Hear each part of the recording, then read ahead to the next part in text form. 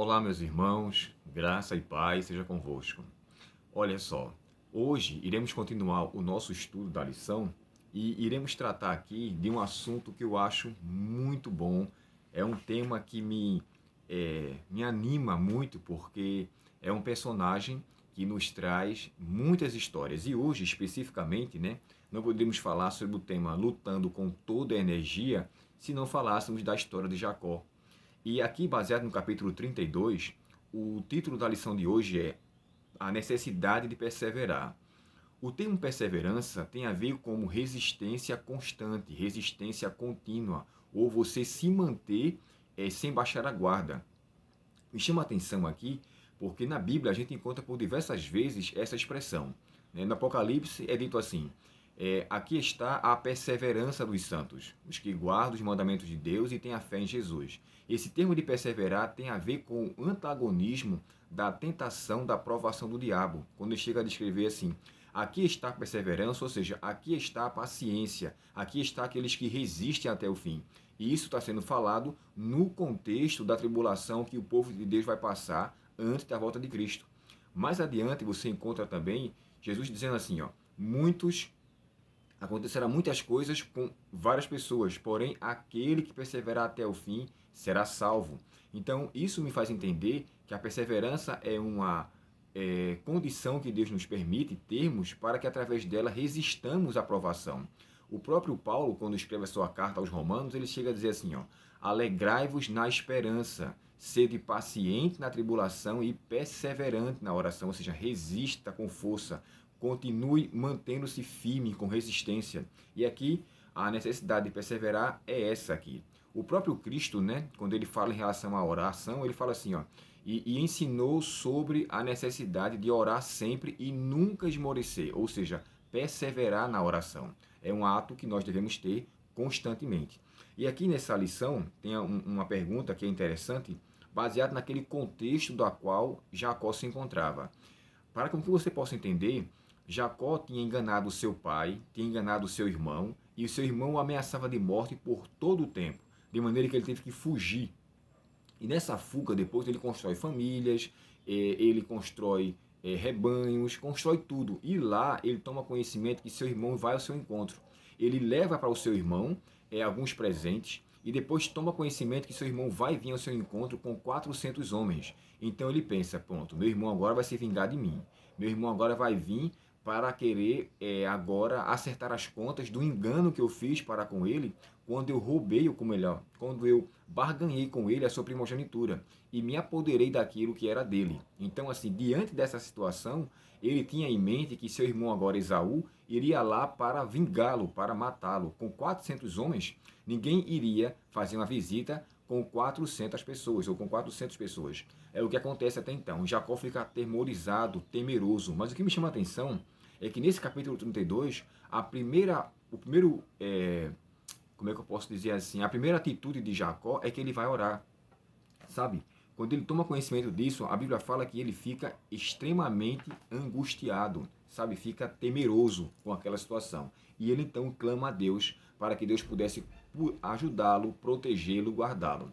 Ele então executa então a oração. Diante daquela situação, à noite depois, ele tem uma luta. Aparece-se um homem, que ele não tem uma definição de quem seja a princípio, mas depois ele fala no capítulo 32 e o verso 30 que ele lutou com o próprio Deus. E naquela luta há uma luta ferrenha. É bom levar em consideração que o ser sobrenatural que ali luta com Jacó, ele se coloca sobre uma luta humana para que haja uma disputa, digamos que assim, uma disputa legal. O anjo ou a pessoa que se ali luta com ele, e depois a gente sabe que é o próprio Cristo que luta com ele, porque no livro de Oséias, no capítulo 12, e eu acho que no verso 4, mais ou menos, ele tem uma descrição de que Jacó lutou com Deus, né? Aí fala que foi com o anjo.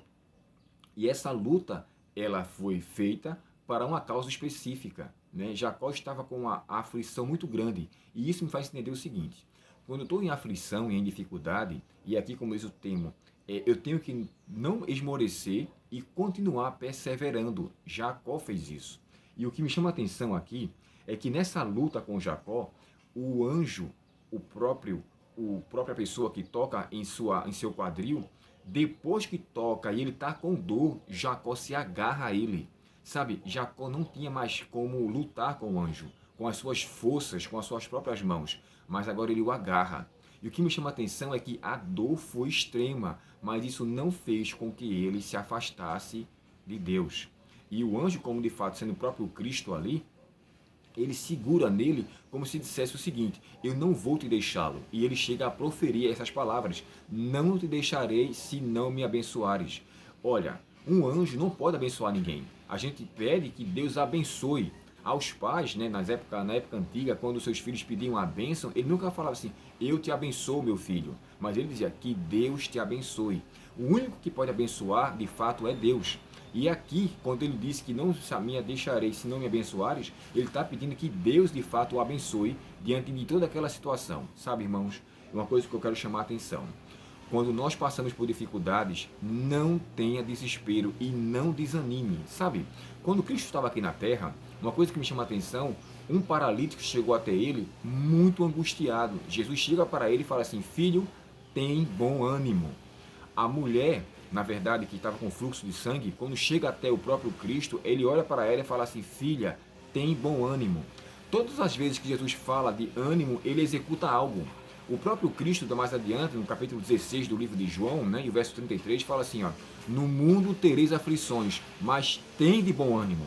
Então, essa é a palavra de Deus, para que eu e você tenhamos ânimo, para que eu e você não esmorecemos em meio às dificuldades. Em suma, aqui a necessidade de Jacó foi que ele permanecesse perseverando. E eu apelo a você, que você permaneça perseverando com aquilo que você sabe que é o ideal para a sua vida. Deus vai lhe abençoar, Deus vai lhe conceder o que você tanto necessita, mas reconheça, você não deve sair dos pés de Cristo. Persevere até o fim. A perseverança é um atributo daqueles que continuam confiando em Deus. E com certeza, Deus vai manifestar a sua bondade para com você. Em meio a essa situação, vamos pedir para que Deus nos ajude a mantermos firmes com Ele e dessa maneira a gente possa continuar a fazer então a sua vontade. Eu não sei, irmãos, se vocês estão escutando algum barulho, mas lamentavelmente tem uma máquina lá fora que estão passando agora limpando as gramas. E quando eles fazem isso, o barulho está alto, mas eu espero que não atrapalhe a minha voz quando você ouvir o vídeo, tá bom? Desde já, eu peço que Deus continue lhe abençoando. Vamos fazer aqui uma oração e lembrando-se, tenha bom ânimo, persevere, se mantenha. Deus está disposto a lhe ajudar em meio à sua dificuldade, porque Cristo, como disse em sua palavra, venceu o mundo e com certeza nós, se estivermos com Ele, venceremos também. Oremos ao Senhor. Querido Pai Celestial, obrigado, querido Deus, pela Tua palavra, obrigado pela Tua oportunidade que nos dás mais uma vez de juntos estudarmos o que o Senhor tem para conosco. Suplicamos, Senhor, que o Senhor nos perdoe os pecados e que o Senhor nos ajude a nunca deixar de perseverar em Ti. Dá-nos esta bênção, perdoa nossos pecados e nos ajuda, Senhor, a fazermos a Tua vontade. Nós te pedimos em nome de Jesus. Amém. Deus abençoe você, tenha um ótimo dia na presença do Senhor e que essa palavra de hoje lhe anime, que em meio às dificuldades, Deus vai lhe dar ânimo e nós iremos perseverar em Sua palavra. Um bom dia, fique na paz.